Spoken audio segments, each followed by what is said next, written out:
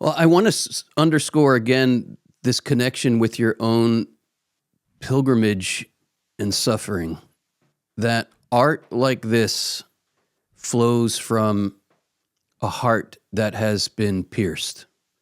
You can't make art like this if you've not suffered, because this is a portrait of suffering. And it was evident to me from watching the film that those who were making it knew how to portray the descent into hell, because it wasn't theory to those who were making this movie. In the process of making this film, like in the process of filming certain horrific scenes of suffering, how do you get through a day like on set and not just break down? Like you have to you have to be, you're the man in charge of making this production happen, but I'm sure because the story came from your own pilgrimage of suffering, you can't just be detached and cold while you're filming these scenes of other people descending into hell. I imagine there were moments on set where you and others and the actors were breaking down because you're feeling it. I would imagine it gets to a point where you're no longer just acting. Like these guys are entering into something of the hell of being in a starvation bunker. How do you know what I'm trying to ask here? Like, how do you humanly function when the movie is about descending into hell?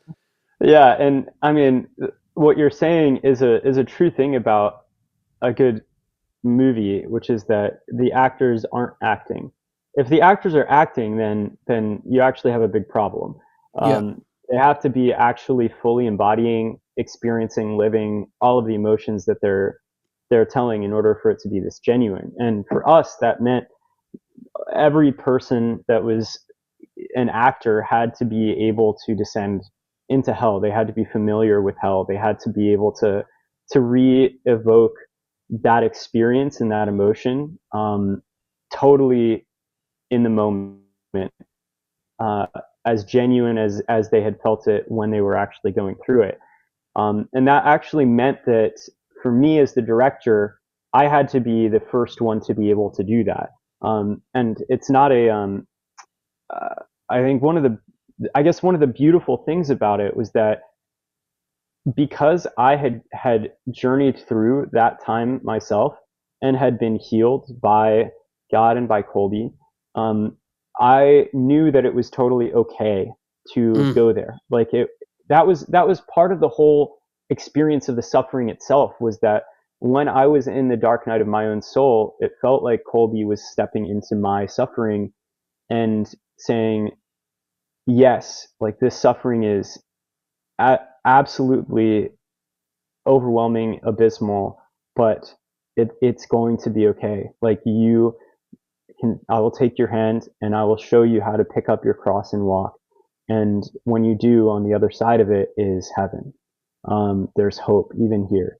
And so I would do meditations at the beginning of every day where I would bring the entire set. And mind you, this is a very hard thing to do on a shoot, on a commercial shoot where you've got hundreds of people who are participating.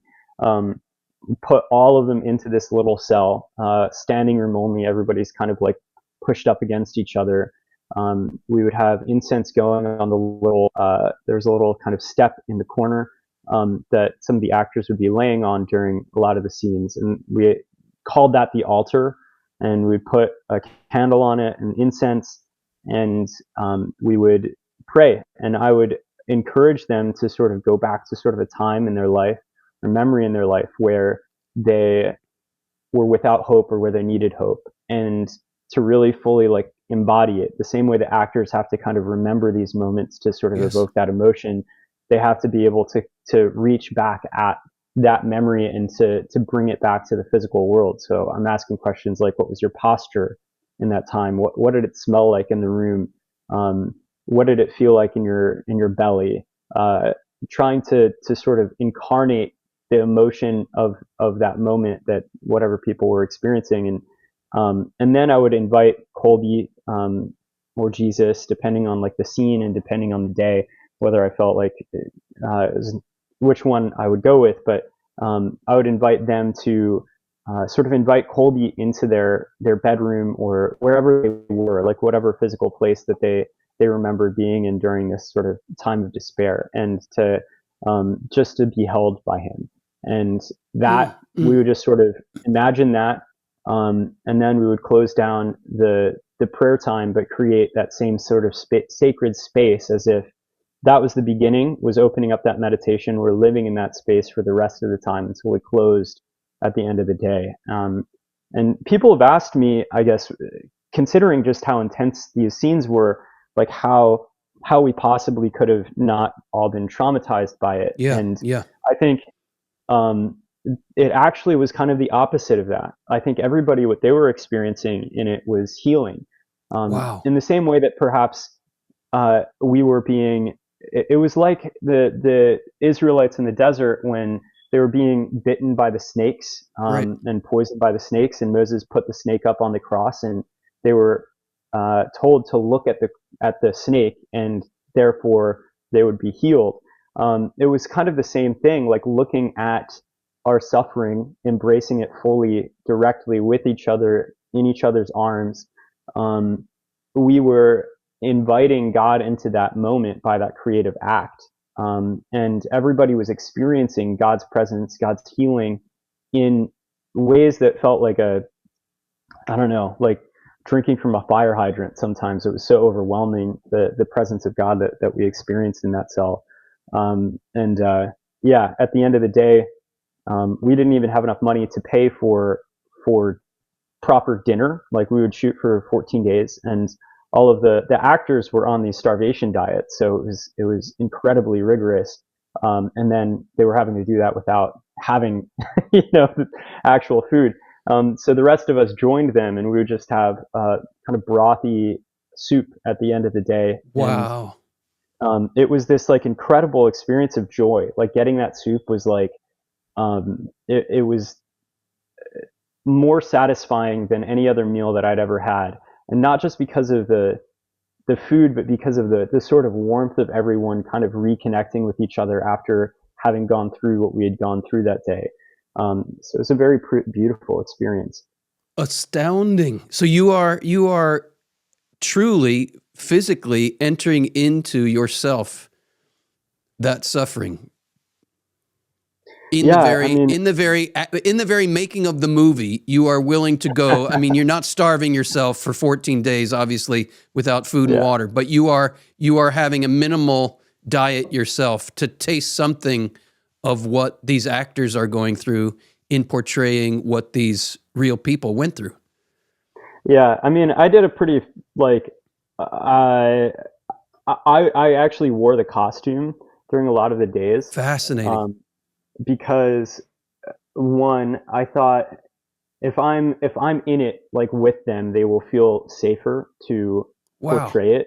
Um, and then secondarily, because it was a very cold place to be. We're in this cell that was not air conditioned. It was like a actual abandoned prison.